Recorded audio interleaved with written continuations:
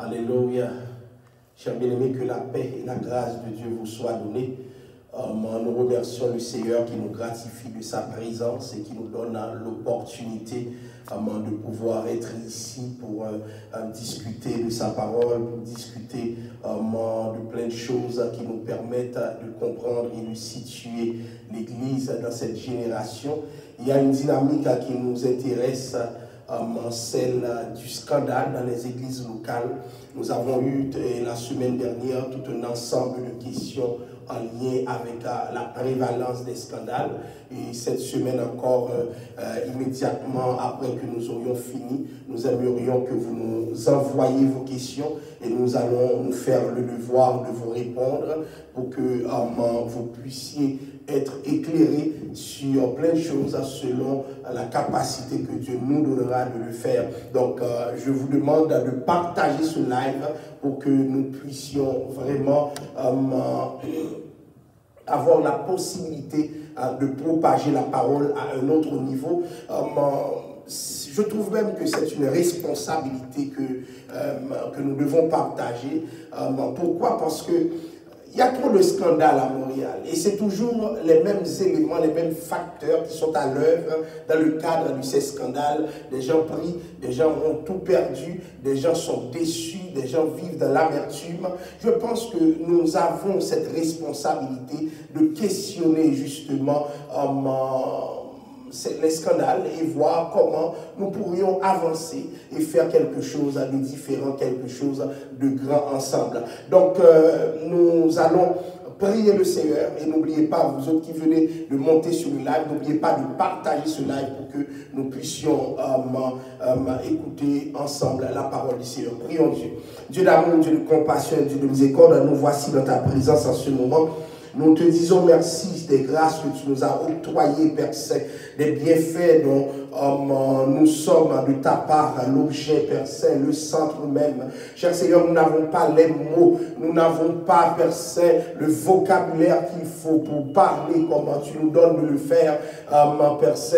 Nous pouvons dire que tu nous as fait tellement de grâce, oh Dieu. Merci pour ceux qui nous écoutent, pour celles qui nous entendent en ce moment et qui ont été attaqués, Père Saint, qui ont subi des situations difficiles, mais, oh Dieu, qui ont pu s'en sortir, oh cher Seigneur. Merci pour ceux qui comprendront dans quoi ils baignent, Père Saint, parce que plusieurs personnes ne savent pas de quoi ça retourne. Ils vivent et revivent des moments de scandale, ils vivent et revivent des temps de scandale, mais ne comprennent pas, Père Saint, comment ça s'articule vraiment. Cher Seigneur, c'est pour cela que nous te demandons dans le nom de Jésus de faire en sorte que ta grâce puisse se répandre en abondance et que ton peuple puisse aller de l'avant. Cher Seigneur, nous te prions, non pas que nous soyons bons pour dire, mais dans le précieux nom de Jésus, à lui la gloire, l'honneur et la louange au siècle des siècles. Amen. Encore une fois, que la paix et la grâce de Dieu vous soient données. Nous avions parlé la semaine dernière de plusieurs aspects en lien avec le scandale. Nous avions aussi vu est-ce que quelqu'un qui est intelligent, instruit, peut-être dans une église de scandale, dans un espace scandaleux, ou même être l'objet du scandale. Et ce que nous avons vu, c'est que n'importe qui, dès lors qu'il te manque de discernement, tu peux être l'objet du scandale. Et nous verrons plus tard que certaines personnes pourront prendre leur recul dans le cadre de scandale. C'est après des années, il en est qui sauront qu'ils ont été des victimes. C'est à la suite de plusieurs réflexions et des fois c'est en changeant d'assemblée qu'ils se demandent, mais n'est-ce pas que j'ai été victime et que je ne le savais pas? Nous allons le voir un peu plus tard parce que souvent, l'Église est un espace victimaire, c'est un espace qui victimise les gens qui y rentrent. Et nous devons faire attention parce que certaines églises qui se prennent pour le paradis sur terre ne sont autre chose que des déchets toxiques que l'être humain est en train de consommer. Donc nous devons faire attention, aiguiser notre sens critique pour pouvoir prendre un recul dans cette génération parce que les scandales sont bel et bien présents. Nous avons vu que dans la Bible, Jésus lui-même annonçait que les scandales sont inévitables. Je vous demande de regarder les vidéos précédentes pour que vous puissiez mieux vous situer par rapport à ce sujet. Alors, nous avons vu les églises qui sont candidates au scandale, pas de structure formelle, tout s'organise autour de la personne du pasteur, de sa famille. Donc, il n'y a pas de structure formelle. Et quand ces structures existent, personne n'a aucune autorité sous prétexte que Dieu ne le veut pas. Donc, automatiquement, tu vois que cette centralisation est liée à une insécurité, à une vision paternaliste de l'Église, où les leaders ne sont pas de véritables leaders, ils ne le sont qu'à condition, ils ne le sont qu'à condition que leur discours soit un discours qui, comment dirais-je, favorise, promote le goût. Alors, pas de discipline, l'assemblée est comme une foule, il n'y a pas de structure disciplinaire. C'est très important. Dans une église où il n'y a pas de discipline, il va y avoir des dégâts. Pourquoi? Parce que la discipline, nous ne l'administrons pas parce que nous sommes méchants, mais nous l'administrons parce que ça s'inscrit dans la démarche de Dieu pour son église. L'église de Jésus-Christ doit être disciplinée parce que Christ évolue dans une discipline. C'est-à-dire, il doit y avoir un cadre sanctionnaire biblique, je dis bien biblique dans une église. Cela dit, certains cadres ne sont pas bibliques. Certaines sanctions ne sont que le prolongement de la volonté du leader de faire du mal et non certains changements ou bien certaines sanctions, si vous voulez bien, ne sont pas bibliquement fondées, c'est-à-dire ne sont pas construits sur une vision de la parole où il faut non seulement reprendre, mais tenter aussi de récupérer la personne qui est fautive. Alors, il y a un enseignement orienté et négligé. Quand je parle d'enseignement négligé, ça veut dire quoi? L'enseignement est instrumentalisé, la personne utilise des textes bibliques pour ses propres fins. Non seulement c'est utilisé pour ses propres fins, mais il y a aussi une négligence. C'est-à-dire, il n'y a pas de préparation. Les textes bibliques, c'est comme si on les prenait dans des concordances et puis on les aligne, mais dans le fond, il n'y a pas de structure puisque l'objectif, ce n'est pas de grandir avec le croyant, mais c'est de le bombarder le texte où finalement, il va faire l'objet d'une mauvaise digestion. Donc, on parle d'illettrisme biblique, d'illettrisme spirituel. La centralité de l'argent aussi dans ce système est très importante. Quand je parle de la centralité de l'argent, c'est-à-dire, c'est pas que l'argent ne soit pas important, chers amis, dans le cadre du fonctionnement de l'Église, mais la centralité de l'argent, ça veut dire quoi? C'est comme si tout pour l'argent, et c'est malade, chers amis. C'est malade. C'est un système qui appauvrit les gens qui viennent et les gens même finissent par croire que c'est Dieu qui fait en sorte qu'ils ont. N'oubliez pas, nous avons évoqué les semaines précédentes que lorsque nous donnons, nous ne donnons pas pour être bénis, mais nous donnons parce que nous sommes bénis et ça fait toute une différence. Donc il y a des stratégies de cueillir de l'argent anti-biblique. La personne n'a pas, ça arrive que les gens n'ont pas. Mais maintenant, qu'est-ce que tu vas faire? Cette personne doit démonter toutes ses cartes de crédit? Mais non. Ce n'est pas la parole qui le dit. Donc il faut des limites. Il y a un système d'abus institutionnalisé. Ça veut dire faire des abus devient une norme. On le verra plus tard sur ce qu'on appelle la notion de témoignage. Comment on fait témoigner les gens et après comment on utilise ces témoignages contre eux. Il y a un système de prêt dans l'Église et puis il n'y a pas de système d'imputabilité. Alors, nous allons voir d'autres affaires.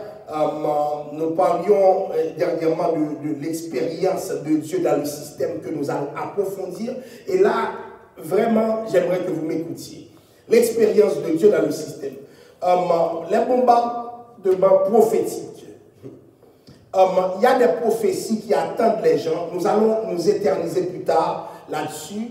Beaucoup de croyants rentrent dans l'église comme si ils rentraient dans un cercle vaudou. Ils sont là pour demander qu'est-ce que l'homme de Dieu a pour eux, ou du moins s'ils s'y attendent. Et effectivement, lorsque nous remettons notre foi, ou bien le fonctionnement de notre foi entièrement à quelqu'un d'autre, il y a des conséquences, et ces conséquences peuvent être désastreuses. Beaucoup de gens vivent leur foi à l'intérieur de la foi de quelqu'un d'autre. Et la conséquence de cette façon de vivre, c'est comment dirais-je, c'est qu'on se met à la merci de plusieurs. On se met à la merci d'hommes qui disent qu'ils sont de Dieu. Le chrétien n'a pas à dépendre du pasteur, de leader, ou même de quelqu'un qui a fait un miracle, un prodige dans son église. Nous dépendons de Dieu entièrement. Le pasteur est un accompagnateur, mais il n'est pas Dieu. Tu ne peux pas me demander tout le temps qu'est-ce que Dieu a dit à toi pour moi. Eh bien, cher ami, puisque tu es dans un système d'attente, eh bien, il y a des prophéties qui vont converger vers toi et justement qui vont te préparer pour ta propre chute. Donc, beaucoup de personnes viennent dans une église et dans cette église, il y a déjà un lot de prophètes et de prophétesses qui les attendent pour leur donner justement des messages de tout acabit et ils vont les avaler comme si de rien n'était. Alors, les bombardements prophétiques sont des dangers et nous allons travailler là-dessus un peu plus tard. Miracle à profusion, délivrance, miracle à profusion. Et puis on avait vu les thèmes percés, tu vas avoir un percé, c'est supernaturel, tu vas impacter, tu vas réformer, etc. Ces thèmes sont des thèmes bibliques, mais tout se passe autour de ces thèmes. Tout se passe autour de ces thèmes qui sont en train de travailler le croyant. Alors, il y a aussi les dons de l'esprit, les dons des rêves. C'est-à-dire, il y a des gens qui font des rêves. Hein? Je ne devrais pas parler de dons pour les rêves. Il y a des gens qui font des rêves. Moi, personnellement, il y a des choses que je vois dans les rêves, que Dieu me montre dans les rêves. Je crois que c'est un canal que Dieu privilégie souvent. Personne n'est en mesure de décider comment Dieu choisit de parler. Il parle tantôt d'une manière, tantôt d'une autre, et c'est le choix de Dieu. Même si tu ne crois pas dans les rêves, ça n'empêche pas à Dieu de parler comme il le veut, parce que ce que Dieu fait ne dépend pas de ta propre croyance, parce que ta croyance ne forme pas l'action de Dieu. Vous voyez? Mais ce que Dieu veut faire dépend de la souveraineté de Dieu. Alors, Dieu parle par les rêves. Et maintenant, voilà que dans ce système prophétique, souvent pour parler, on dit au nom de Dieu, on place des mots comme si c'est Dieu qui les plaçait, comment dirais-je, on prend autorité avec les rêves, parce qu'il y a des chrétiens qui ne prennent pas le temps de déconstruire. Un rêve, quand il est négatif, ça ne veut pas dire qu'il va se produire. Et quand il ne se produit pas, ça ne veut pas dire que le rêve ne fut pas vrai.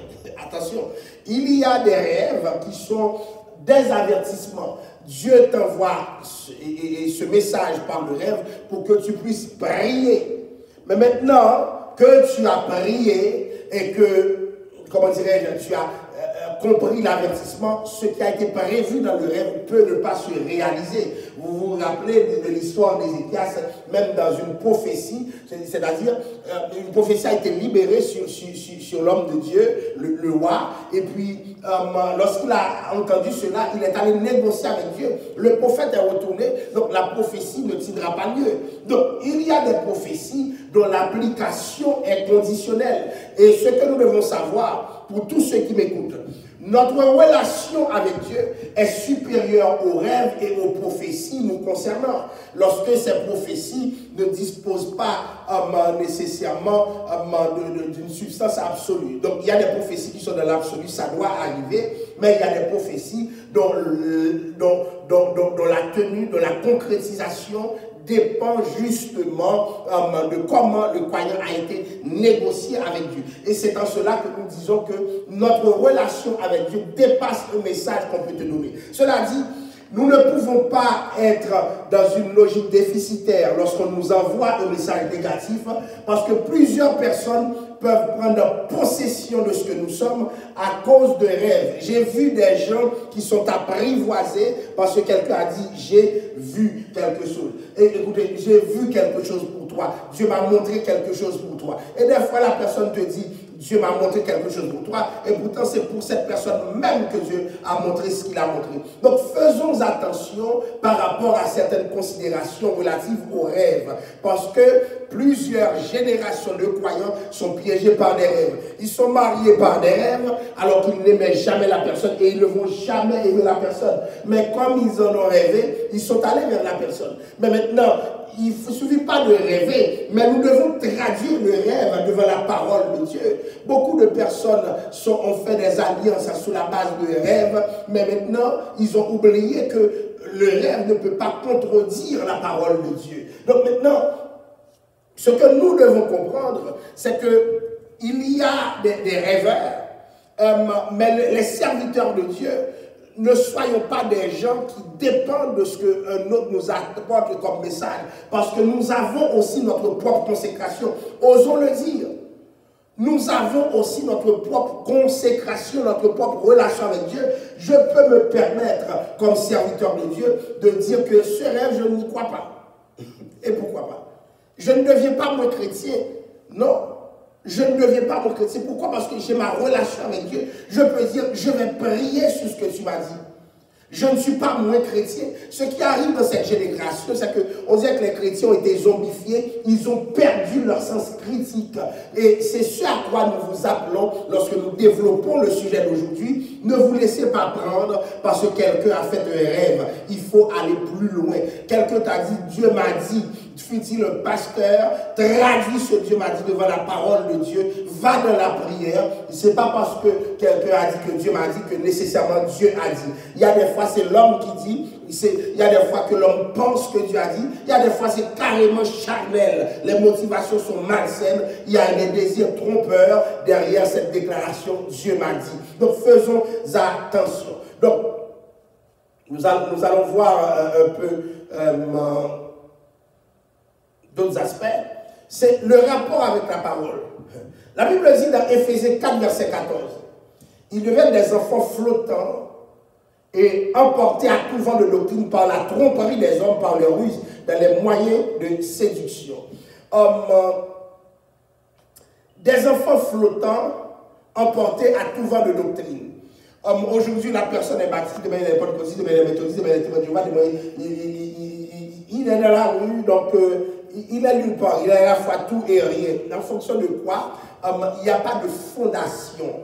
Et quand il n'y a pas de fondation, la séduction s'opère avec une aisance déconcertante. Alors, qu'est-ce que nous dit la Bible? Des enfants flottants emportés à tout vent de doctrine. C'est dommage. Tout ce qui est rentré à l'église ne critique pas. Quelqu'un paraît, la personne commence à lâcher des gens par terre, l'église ne critique pas, l'église trouve un moyen de rationaliser, c'est un homme de Dieu, mais un homme de Dieu qui jette des hommes de Dieu, des enfants de Dieu par terre, ça ne marche pas. Ça ne marche pas. Et qui tombe? Qui tombe? En tout cas, c'est comme, vous voyez, tout vent de doctrine. Où est-ce que nous voyons cette pratique dans la Bible? C'est ça qu'il faut voir. La Bible a des fondements apostoliques. Lorsque nous ne voyons pas quelque chose dans la Bible, nous pouvons nous permettre de douter de ce qui se fait. Parce que ce ne sont pas des pratiques bibliquement fondées, bibliquement informées. Donc, on est dans des espaces dangereux. Alors, et la tromperie des hommes, c'est ce que je dis.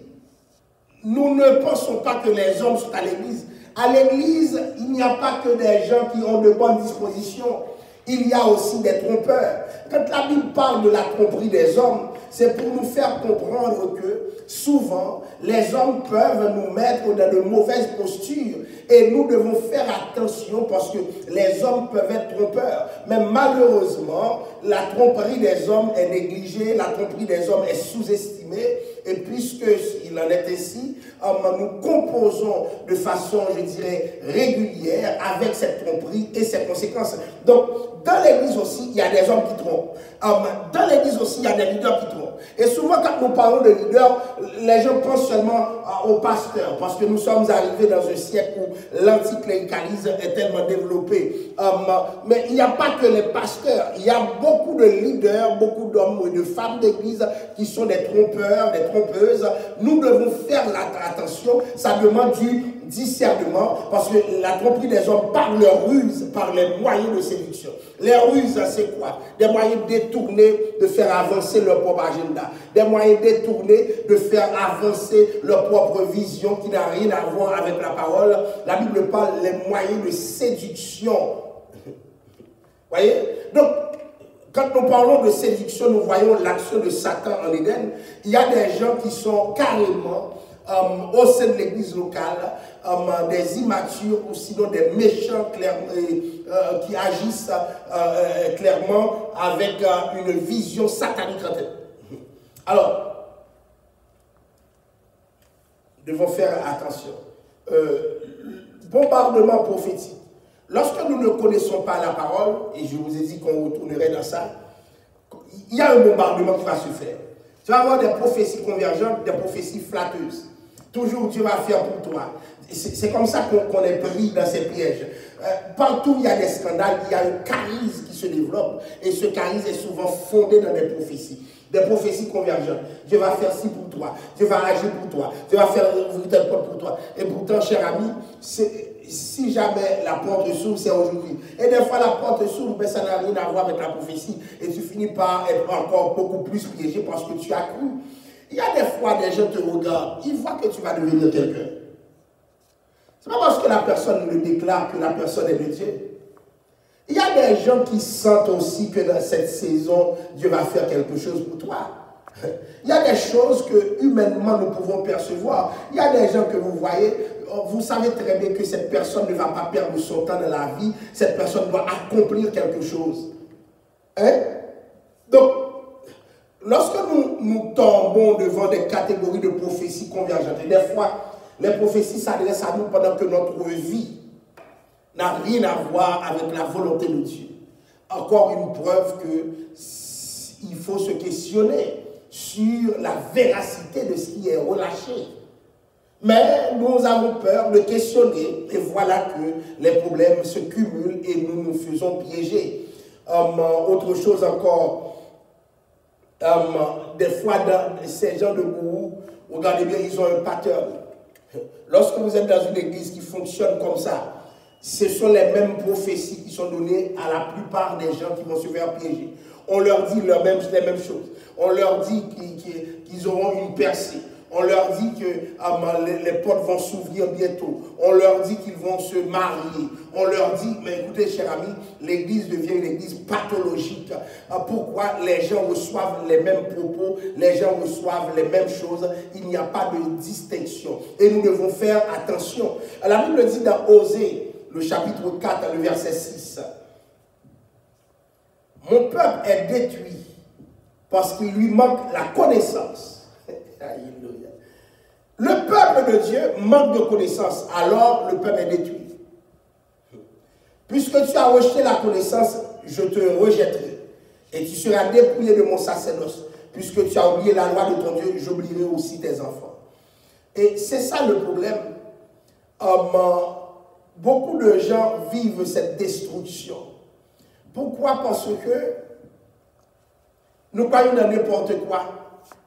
Dès lors qu'on parle de prophétie, dès lors qu'il y a une manifestation du surnaturel, nous sommes prêts à embarquer. Et c'est là que nous faisons piéger. Il y a des gens qui sont des acteurs, des gens qui vont performer pour justement pouvoir te séduire. Et ça prend quoi? Ça prend du discernement. Nous allons voir dans la Bible comment, dans le temps, le discernement était important. Sinon, les hommes de Dieu, le peuple de Dieu, si vous voulez, allait périr à cause de leur manque de connaissance. Manquer de connaissance est aussi un jugement du peuple, un jugement pour le peuple. Remarquez bien, chers amis, chaque croyant a la responsabilité personnelle de connaître Dieu, autant que l'Église locale le pousse à connaître Dieu. Le problème, c'est que lorsque nous demandons aux gens de venir dans les jeûnes, dans les prières, ils viennent en grand nombre. Mais dès lors que c'est l'étude de la parole de Dieu, il y a une méprise. Et c'est dans cette méprise même que se situe l'action du diable. C'est dans cette méprise même que nous voyons ce qui peut se passer. Et donc, nous devons faire attention parce que il y a des choses que Dieu ne tolérera pas. Il y a des choses que, même si nous sommes le peuple de Dieu, que nous allons payer très cher. Pourquoi? Parce que nous n'avons pas pris la responsabilité de connaître Dieu. Et toute la connaissabilité de Dieu passe par la parole qui doit informer notre expérience par rapport à Dieu. Alors, le cas de Jérémie va illustrer un peu comment un peuple peut connaître des moments difficiles par manque de discernement. Lorsqu'on te dit quelque chose et que tu l'avales parce que c'est un croyant qui te le dit, parce que c'est quelqu'un à qui tu fais confiance, qui te le dit, alors il y a un problème. J'invite les chrétiens à toujours demander, mais c'est quoi? Qu'est-ce que la parole de Dieu dit par rapport à ce que tu m'as dit? Comment la parole informe ce que tu m'as dit? N'ayons pas peur de demander cela, parce que quand nous ne le faisons pas, nous nous faisons piéger. Remarquez bien, Jérémie 28, verset 2 et 3 nous dit, « Ainsi parle le Seigneur des armées, le Dieu d'Israël.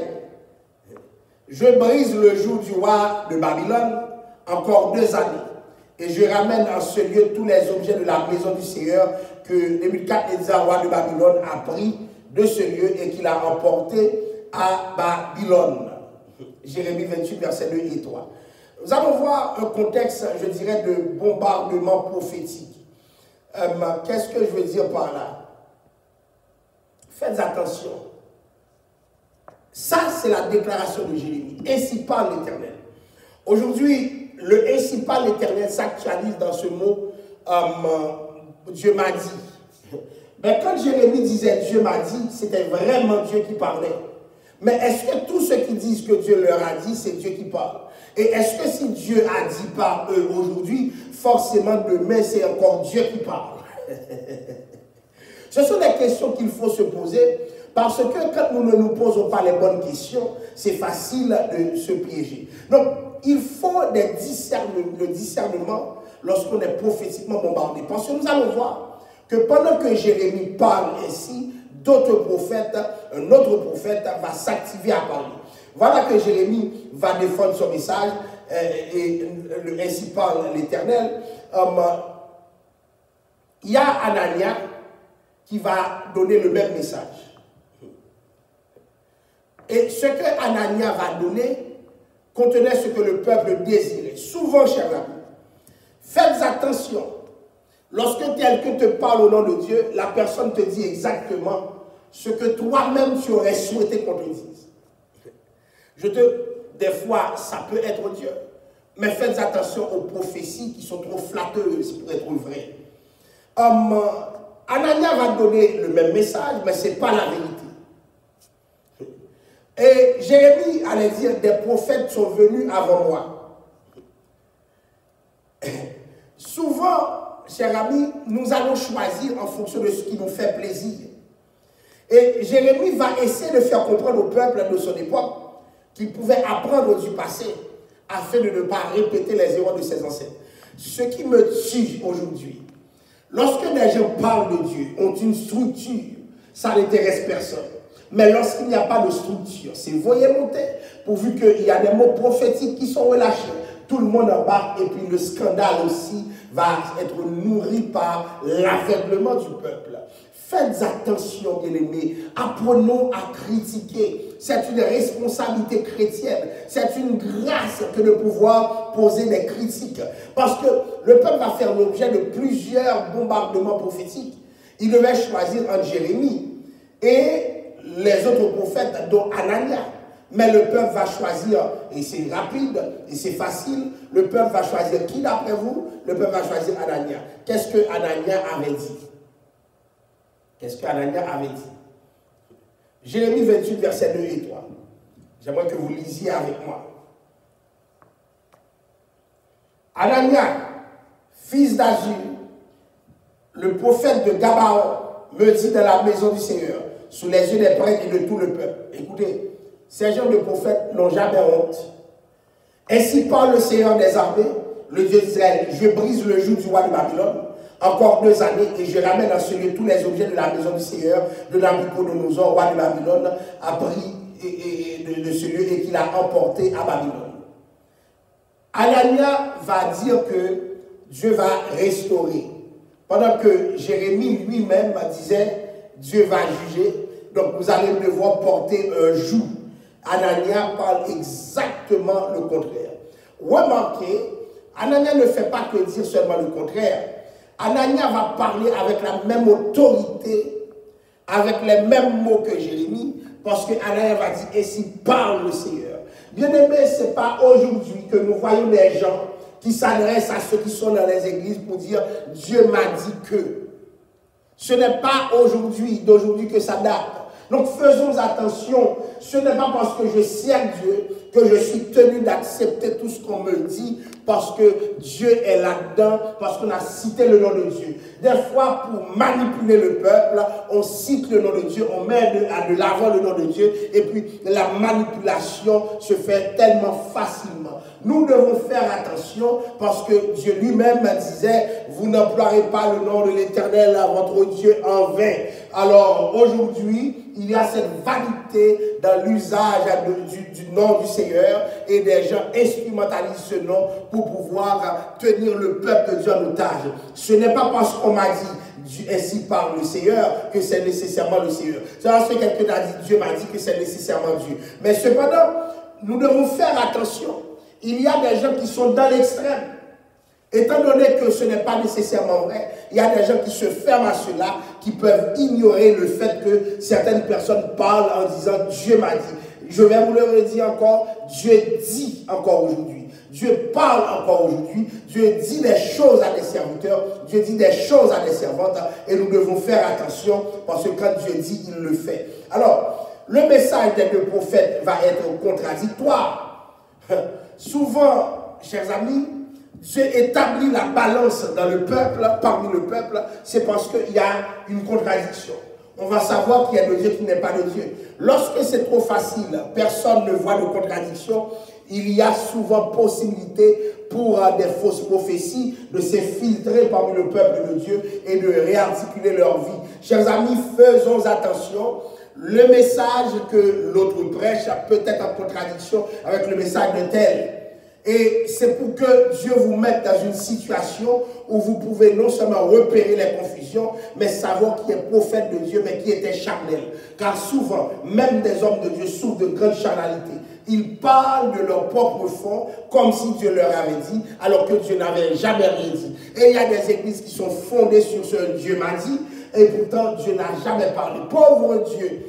Pauvre Dieu qui est toujours mis à l'avant-scène pour que les intérêts des hommes puissent prévaloir. Pauvre peuple qui croit en tout ce qu'on lui dit parce qu'on a dit Dieu a dit. Vous devez avoir du discernement parce que sans discernement vous êtes piégés. J'aimerais que dans cette génération qu'il y ait des hommes et des femmes de Dieu libres et libérés. Des hommes et des femmes de Dieu qui comprennent le mécanisme subtil, caché, qui est à l'œuvre dans certains discours qui ont pour effet la zombification du peuple, leur manipulation tout simplement. Faites très attention parce que beaucoup d'églises ont manipulé les gens, beaucoup de leaders ont manipulé le peuple de Dieu sous prétexte que Dieu a dit et pourtant Dieu n'avait jamais dit. Faisons attention avec les ainsi parle, où la question de savoir qui croire va se poser. Alors, les scandales sont souvent associés à cette réalité où des gens qui prétendent être de Dieu relâchent des déclarations de nature prophétique et ces déclarations ne vont jamais tenir lieu vraiment comme ils l'ont dit. On voit bien c'est des charlatans qui étaient à l'œuvre et nous voyons dans la Bible entre Anania et Jérémie, cette situation a pu prévaloir. Alors, il y a un autre aspect que nous devons voir aussi par rapport à ce que nous appelons le scandale et tout ce que nous désirons scandale. Il y a souvent dans les espaces de scandale un discours anti-religieux. Tout le monde dit que nous communiquons directement avec Dieu, mais on ne repose pas sur la parole. Mais on va dire que nous autres, on n'est pas religieux. C'est-à-dire, je fais l'étude biblique, moi, c'est peut-être parce que je suis religieux. On va venir sur ce sujet. Peut-on être chrétien spirituel et être anti-religieux? Est-ce qu'on peut échapper à la religion? C'est une question qu'on va se poser un peu plus tard, parce que souvent, les gens disent ne soyons pas religieux, soyons spirituels. Nous allons voir la différence entre les deux, mais comment aussi l'un appelle à l'autre et comment l'un aussi doit limiter l'autre, parce que nous ne pouvons pas être l'un sans l'autre. On verra un peu plus tard dans le cadre d'une autre étude cette fonction. Donc, on a des gens qui encourage le discours anti-religion dans les églises. Oh, on n'est pas religieux, on n'est pas religieux. Et quand le peuple de Dieu entend dire qu'on n'est pas religieux, on est juste spirituel, le peuple embarque avec une aisance. Donc, leur vérité devient la vérité. C'est comme si, hors de ces gens, il n'y avait pas de salut. Donc, lorsqu'une église présente un discours, et ce discours a une exclusivité, c'est comme si, dans toutes les églises sur la terre, c'est comme si c'est la seule église qui a ce discours. C'est le seul homme de Dieu qui a ce discours. Mais mon Dieu, soyons plus modestes. C'est comme si c'est la seule personne sur terre qui a reçu cette vision, cette compréhension. Soyons plus modestes. Soyons plus modestes. Le manque de modestie dérange l'Église jusqu'au fond. Le manque de modestie est en train de travailler l'Église. L'Église n'est pas modeste. On est encore dans des églises rivales, pampibon, et il y a des membres qui se font laver le cerveau, qui finissent par devenir des fanatiques de leurs propres églises, au lieu de devenir des serviteurs de Jésus-Christ. Jésus lui-même n'a pas besoin de fanatiques. Jésus a besoin de serviteurs. Donc, les fanatiques, on les repère par leur zèle excessif. Il y a un zèle amer. Voyez-vous, dans cet environnement, le scandale va se faire. Et quand je parle de scandale, beaucoup pensent que c'est le pasteur seulement, mais il y a toute une cohorte de personnes hyper zélées qui vont contribuer au scandale. Si tu ouvres la bouche, ces gens zélés vont t'avoir. Et ces gens zélés sont toujours devant la scène pour faire valoir leur opinion. Ces gens zélés n'ont pas besoin d'être nombreux. Il suffit que 3, 4 prennent les rênes de tout ce qui se fait à l'église et vous allez voir l'impact sur l'ensemble des membres. Donc, on a un discours anti-religieux qui attire les gens parce que les gens disent « moi-même, je ne suis pas dans la religion ». Et ils te le disent, tout est religion pour eux et ils ne savent même pas quelle différence y a-t-il entre religion et spiritualité et ils ne savent pas dans quelle mesure ils sont religieux quoique spirituels. Donc, ce discours va donner beaucoup de problèmes. Donc, avec le discours anti-religieux, ces gens souvent préparent l'Église au scandale. Il va y avoir un discours contre l'Église. C'est comme si c'est eux et nous. Nous sommes différents. Quand un groupe de chrétiens se lève de cette manière, et puis sans humilité, c'est comme si les autres sont égarés et nous-mêmes, nous sommes les connaisseurs. Les autres sont fous, nous sommes connaisseurs. Automatiquement que vous voyez des groupes de chrétiens se lever comme ça, peu importe la raison, le scandale n'est pas loin. Il faut l'humilité dans la maison de Dieu, l'humilité à tout prix. Donc, dans ces milieux, il y a un combat contre la religion et un combat aussi contre l'Église et il y a un dénigrement de l'Église et ou des églises, si vous voulez bien.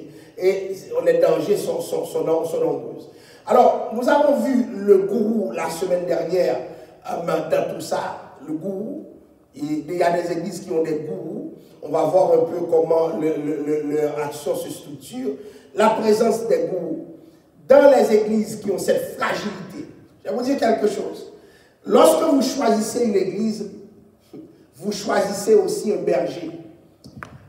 Il y a des bergers qui sont des gourous. Le gourou fait semblant de plaire à tout le monde, mais tu ne vas jamais voir sa vraie face. Jusqu'à ce qu'il y ait un scandale. Le gourou, c'est le manipulateur des gens. Je vous ai dit qu'il a une forte personnalité généralement, qu'il travaille beaucoup sur sa visibilité. C'est très important pour le gourou d'être visible dans le système. Il aime être au centre de tout. Il travaille sa visibilité comme les maîtres de l'époque de Jésus qui étaient combattus par son enseignement. Jésus dira dans Matthieu 27, versets 7 à 11. Ils aiment à être salués dans les places publiques et à être appelés par les hommes rabbi, rabbi. Mais vous, quand vous n'êtes pas un gourou, ne vous faites pas appeler rabbi, car un seul est votre maître et vous êtes tous frères.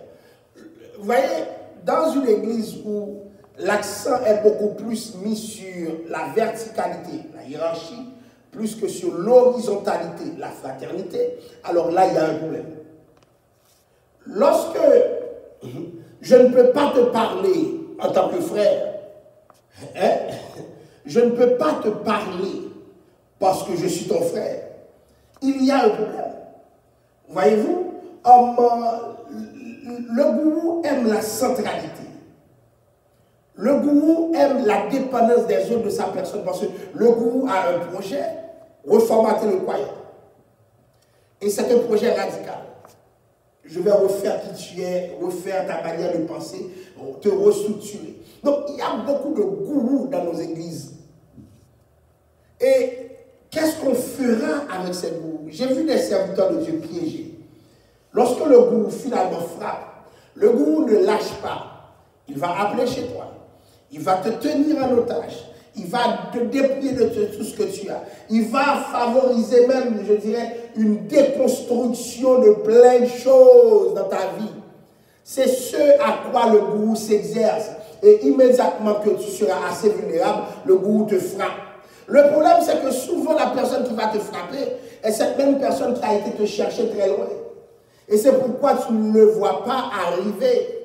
C'est cette même personne qui a combattu pour toi. Tu l'as fait confiance. Mais en réalité, ce que le gourou voulait, c'est de pouvoir établir des liens de confiance pour pouvoir frapper. Donc, chers amis, tenez-vous bien. J'aimerais dire à ceux qui m'écoutent, l'une des armes des hommes qui exploitent d'autres hommes de Dieu, c'est la reconnaissance. La reconnaissance n'est pas, disait William Rich, c'est pas une boulette que tu tiens dans ta main et puis qui va te rentrer dans le sol, non. Je peux être reconnaissant parce que tu as fait quelque chose pour moi, mais dès lors que cette reconnaissance devient un fardeau qui m'enfonce sur la terre, j'oublie ma reconnaissance par rapport à Dieu. Donc, c'est vrai, cette personne t'a aidé à sortir de plein dépasses, mais ce n'est pas au nom de la reconnaissance que tu vas renoncer justement à Dieu lui-même. C'est comme si tu voues à cette personne une loyauté sans faille. Alors que c'est seulement à Dieu que tu dois cette stature. À un moment donné, serviteur de Dieu, tu vas pouvoir dire non, ce que tu fais n'est pas bon. Je peux bien t'aimer, je peux bien t'accepter, mais ce n'est pas de Dieu ce que tu fais. Maintenant, le gourou ne tolérera pas ces genres de remontrances. Le gourou n'acceptera pas qu'on soit de la contradiction par rapport à sa propre personne. Et malheureusement, j'ai vu des hommes et des femmes menacés par le gourou. Le gourou leur traite d'ingrats. Vous êtes ingrats parce que voilà tout ce que j'ai fait pour vous. Écoutez, chers amis, il y a des gens qui doivent rentrer dans votre vie et sortir dans votre vie. Ayez du caractère. C'est pas parce que quelqu'un a fait quelque chose de bien que ce quelque chose de bien doit t'enfoncer dans le sol, même te faire mourir. Non, tu ne peux pas mourir à cause de ça. Tu ne dois pas mourir. Donc le problème, c'est que nous ignorons ce que le gourou fait. Et puisque nous l'ignorons, nous acceptons, cet homme a fait ci pour moi, moi je ferme ma bouche et cette personne va détruire quelqu'un d'autre. Tu es complice dans le nom de Jésus. Nous devons apprendre à parler à nos hommes de Dieu, à leur faire voir clair lorsque justement ces hommes de Dieu sont en train de dérailler. Je peux dans le respect, je dis bien dans le respect, parler à un homme de Dieu qui est en train de dérailler. Alors, Faites attention lorsque vous avez affaire avec un gourou. Je vous demanderai de jouer aussi la carte de la prudence qui est souvent négligée. Il y a quelqu'un qui a dit quelque chose et je lis pour vous. Quand vous rencontrez les gens les plus amicaux que vous ayez jamais connus, qui vous amènent dans le groupe le plus chaleureux que vous ayez jamais rencontré, et que vous trouvez que le leader est la personne la plus inspirée que vous ayez jamais rencontrée, et qu'alors que vous apprenez que l'objectif du groupe est quelque chose que vous n'avez jamais espéré voir réaliser, et que tout cela semble trop beau pour être vrai, c'est probablement trop beau pour être vrai. Chers amis, même si c'est l'église du Seigneur, nous devons faire montre de prudence. Le manque de prudence nous mène dans tellement de dangers. Le peuple de Dieu se doit d'être prudent. Les serviteurs de Dieu doivent faire montre de prudence parce qu'il y a des dangers. Je vais finir avec cette diapositive. Nous avons peur de parler des scandales. Pendant ce temps, les scandales sont en train de structurer notre espace. Nous fermons notre bouche. Nos enfants sont pris dans les scandales, dans cette spirale infernale. Nos familles, nos couples, ils sont pris. Pourquoi? Parce que nous avons peur d'en parler. Il y a un travail de déconstruction qui doit être fait pour limiter les dégâts. Nous devons outiller le peuple de Dieu pour que le peuple de Dieu sache que certaines attitudes, certaines actions ne sont pas de Dieu. Quand le peuple de Dieu est outillé, le peuple devient plus fort. Un travail de déconstruction est nécessaire pour contrer l'émergence et limiter les dégâts qui sont utilisés parce que le nom du Seigneur est là. Je dis à qui veut l'entendre, ce n'est pas parce qu'on cite le nom de Dieu quelque part que Dieu est dans cet endroit. Souvent, c'est le nom de Dieu qui est cité, mais Dieu n'a rien à voir avec cet endroit. Et remarquez que je vous ai dit dès le départ que certaines églises sont des églises pathologiques parce que ces églises se nourrissent du scandale. Et maintenant que nous parlons de scandale, n'oublions pas que souvent les victimes de ces scandales sont consentantes. Ce n'est pas parce que la personne est consentante qu'elle n'est pas victime. Tu demandes l'argent à la personne ne va pas pouvoir vivre sa vie plus tard. Hein? Parce que l'Église l'a désabusé complètement. Mais maintenant, vous allez me dire que la personne était consentante. Beaucoup de gens n'aident pas ceux qui ont des problèmes. Pourquoi? Parce que cette personne avait voulu. C'est trop simpliste. Les gens vont toujours vouloir parce qu'ils ont été manipulés. L'effet de la manipulation même, c'est de faire en sorte que les gens veulent. Sinon, quel est le charisme du gourou? Pourquoi il est gourou? Il est capable de faire accepter l'inacceptable. Lorsque nous voyons des leaders faire accepter l'inacceptable, nous devons faire attention. L'inacceptable ne peut pas être accepté. Et des leaders le réussissent. Même si la victime est consentante, le problème demeure. Donc nous devons adresser cela. Il y a des victimes qui le comprendront plus tard. Il y a des gens qui ont été des victimes, c'est des années plus tard avec la maturité, qu'ils finissent par voir que « Ah, j'ai été victime ». Donc nous devons aider les victimes pour que ces gens qui ont consenti à être victimes, et c'est ça le malheur des victimes, souvent les victimes restent dans le cadre victimaire, ils subissent, jusqu'à ce que le plus grand mal se réalise. Donc, la victime doit être supportée et des fois même la réparation de la victime dépasse le cadre de l'Église. L'Église doit envoyer la victime devant des ressources spécialisées, c'est-à-dire des gens qui ont été formés pour aider ceux et celles qui ont été des victimes. Donc souvent, l'Église doit, des gens de l'Église doivent référer ces victimes. Il y a des gens que l'Église a détruites pour toujours. Pourquoi? Parce que les scandales ont eu lieu et les scandales ont été mal gérés. Je vais vous dire quelque chose encore. Les scandales sont une chose, la gestion du scandale est autre chose. Et il y a des gestions de scandales qui peuvent être plus scandaleuses que le scandale. Il y a des gestions de scandales qui peuvent être plus scandaleuses que le scandale lui-même. Alors, comment prévenir les scandales? Consécration de l'Église. C'est important que nous insistons sur le fait que l'Église de Jésus-Christ doit être consacrée. Lorsqu'il y a un manque de consécration, l'ennemi s'y met, ou du moins la charnalité prend place tellement facilement. Nous devons insister sur la consécration de l'Église. L'Église doit avoir des temps de prière.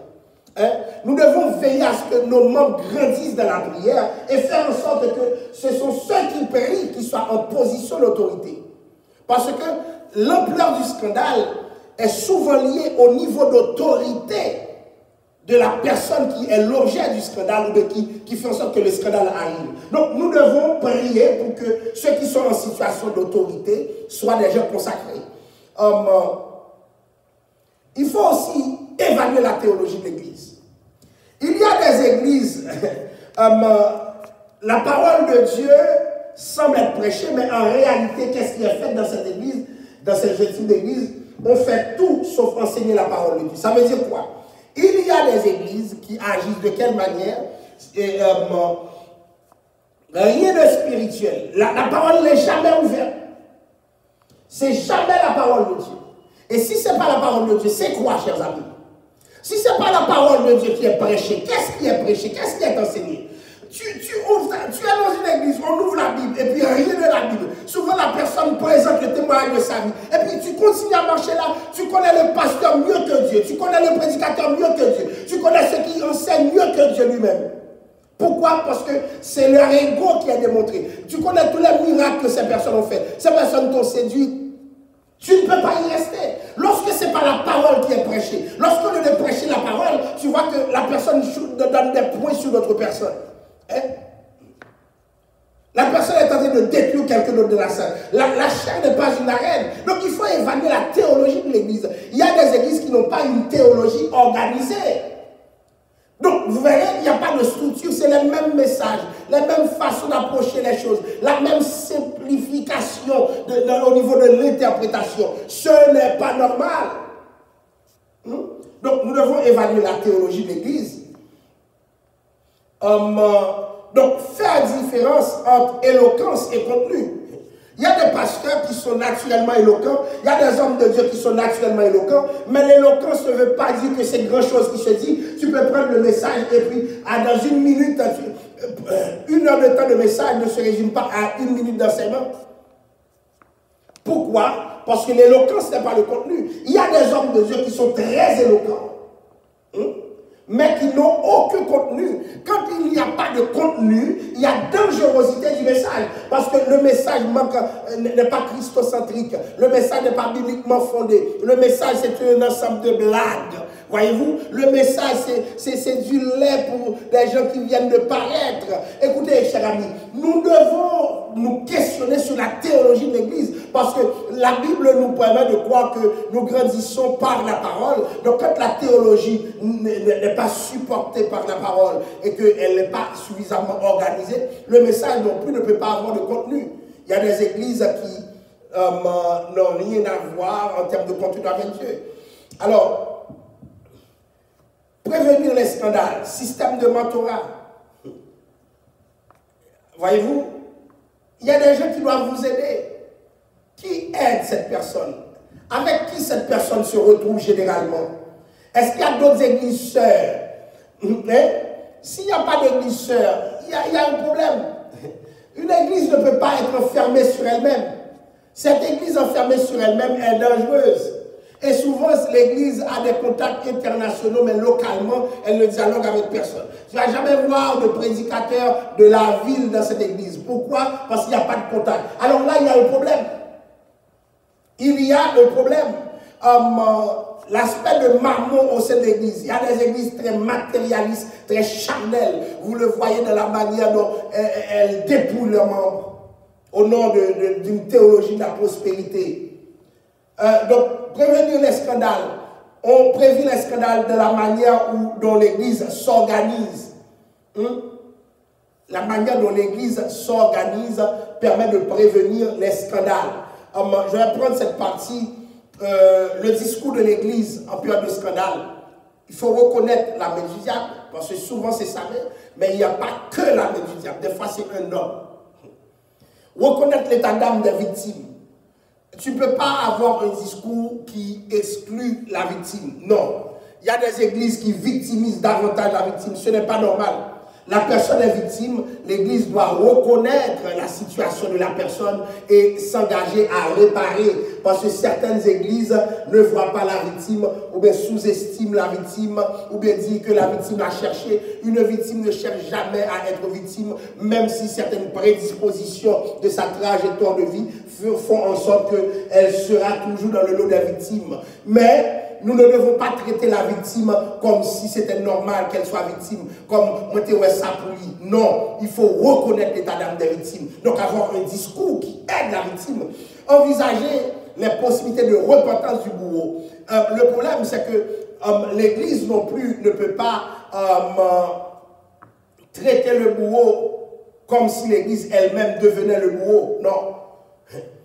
La victime est aidée, le bourreau est discipliné, mais aussi il faut prévoir un cadre de repentance pour le bourreau. Pourquoi? Parce que nous devons chercher les armes, y compris les armes du bourreau, l'arme du bourreau. Est-ce que si ça veut dire, pasteur, si le bourreau doit faire face à certaines contraintes légales, elle ne le devrait pas? La loi, ce n'est pas l'Église qui s'en occupe, c'est l'État qui s'en occupe. L'Église ne peut pas empêcher au bourreau de faire face à ses responsabilités. Ce que nous disons par là, c'est que le bourreau fera face à ses responsabilités, mais le discours de l'Église sera un discours de pardon. Mais le pardon n'enlève pas la responsabilité du croyant. Le fait que l'on te pardonne, ça ne veut pas dire que tu ne feras pas face à tes responsabilités. Alors, offrir un système de médiation, de suivi psychologique, souvent, comme je vous l'ai dit, des fois l'Église ne peut pas le faire, ça dépasse l'Église. Le dégât qui est fait est tellement profond, est tellement grave que ça prend des psychologues, ça prend des interventions de travailleurs sociaux, des gens qui ont étudié pour cela. Donc beaucoup de personnes pensent que les suivis peuvent se faire seulement par la prière. La prière est une façon de faire le suivi, c'est-à-dire nous autres comme pasteurs, nous offrons le support spirituel, l'accompagnement spirituel, mais certaines situations demandent que d'autres acteurs interviennent. Voyez-vous, que d'autres acteurs interviennent parce que la personne a tellement mal, la personne a tellement été blessée, déconçue, déstructurée. Il faut promouvoir aussi en période de scandale le discours du pardon et de la réconciliation. Pourquoi? Parce que certaines personnes ne peuvent être réparées que lorsqu'elles arrivent à pardonner. Certaines personnes ne peuvent grandir que lorsque elles arrivent à réinterpréter ce qui se passe dans leur vie. Mais par quelle manière? C'est par le moyen du pardon, parce que le pardon, la réconciliation permet de mettre les pendules à l'heure, surtout lorsque l'autre arrive à reconnaître son offense. Dans le cas de la réconciliation, l'offense doit être reconnue. Donc ce n'est pas le sujet d'aujourd'hui, mais c'est des aspects qu'il nous faut voir, qu'il nous faut parler. Alors, privilégier l'amour sur la vengeance et la haine. Souvent, nous voulons nous venger et ce n'est pas une façon de se comporter en période de scandale. La vengeance ne résout rien. Déjà, Dieu dit, à moi la vengeance, à moi la rétribution.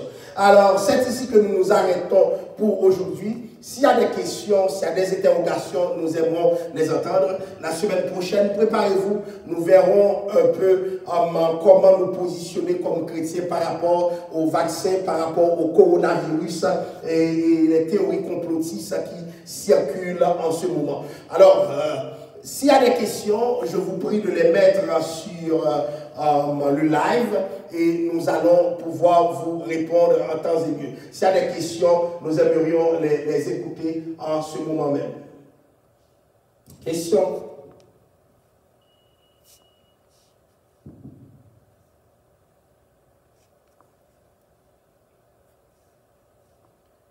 Est-ce qu'il y a des questions?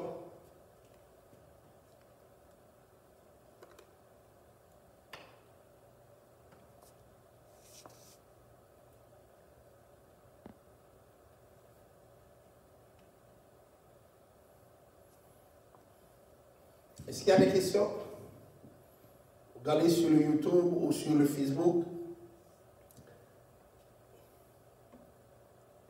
Alors, nous annonçons à tous que depuis la semaine dernière, nous admettons les questions. Si vous avez des questions, veuillez nous les envoyer. Nous aimerions interagir avec vous sur le live pour que vous puissiez avoir un éclairage pertinent sur ce que nous venons de faire. Alors, s'il n'y a pas de questions, s'il n'y a pas de commentaires, nous disons merci au peuple de Dieu. Merci de ce moment que nous avons pu passer ensemble. Merci de ce temps que vous nous avez accordé. Et j'espère que vous allez comprendre d'autres chrétiens, que vous allez aider d'autres chrétiens qui ont traversé des moments de crise, des moments de scandale. Et aussi que cet enseignement va vous permettre surtout de ne pas scandaliser les plus petits. Parce que certaines personnes n'ont pas de maturité pour vivre certains scandales de grande envergure. Ne scandalisons pas les plus petits et n'oubliez pas ce que je vous ai dit. Le scandale est un fait, la gestion du scandale en est aussi un autre. Il y a des gestions de scandale qui sont plus scandaleuses que le scandale lui-même. Faisons attention dans la manière dont nous gérons les scandales. Que le Seigneur vous bénisse, que le Seigneur vous garde. Prions le Seigneur. Merci Seigneur de nous avoir permis d'être là. Merci Seigneur de ce moment béni que nous avons eu ensemble. Nous te demandons de nous protéger, de nous diriger, de faire en sorte que ta volonté s'accomplisse sur la terre comme au ciel, Père Saint. Sur la terre comme au ciel. Parce que c'est toi qui accomplis ta volonté. Cher Seigneur, nous voici dans ta présence. Tu vois tous les scandales qui ponctuent, Père Saint, la vie de nos églises. Ce que nous te demandons, c'est de rythmer autrement la vie de nos églises et que le réveil spirituel s'amène, Père Saint. Tu vois combien de chrétiens ont été scandalisés, dérangés, dépouillés, Père Saint, et qui sont devenus des gens qui s'adonnent à tout ce qui n'est pas bon parce que, au Père, ils ont vécu des scandales qui ont détruit leur vie. Cher Seigneur, pendant que nous te prions, je te demande de te souvenir de ceux qui ont fait la prison à cause de scandales à l'église. Seigneur, j'en connais. Je te prie, Père Saint, pour ceux qui ont été blessés par leurs églises locales, oh Dieu, dans leur immaturité, dans leur incompréhension, dans leur amour naïf, Père Saint, dans leur excès de zèle, ils se sont fait avoir. Mais Père Saint, ces victimes, tu les vois. Cher Seigneur, nous te demandons pardon, oh Dieu, pour ceux qui ont été offensés par nos leaderships, Père Saint, souvent intransigeants, un leadership qui n'est pas celui du leader serviteur. Ce que nous te demandons, Père Saint, c'est une réparation, une réparation. Beaucoup de gens ont besoin d'être réparés, Père Saint, parce que ces gens ont été frappés, ces gens ont été démoralisés, ces gens ont été, Père Saint, je dirais, battus dans leur conscience, oh Dieu, dans leur amour propre. Cher Seigneur, je te demande de réparer ces gens. S'il y en a qui sont sur la ligne, qui m'écoutent et qui ont vécu des moments difficiles, Père Saint, qui n'osent pas en parler, cher Seigneur, je te prie de les libérer. Il y en a qui ont perdu leur argent, Père Saint, au nom d'une théologie de la prospérité, qui ont tout fait, Père Saint. Cher Seigneur, je te demande de réparer ces personnes, de les réparer, oh Dieu. Je te demande à tous ceux qui sont actuellement sous l'influence d'un gourou de briser ce joug, Père Saint.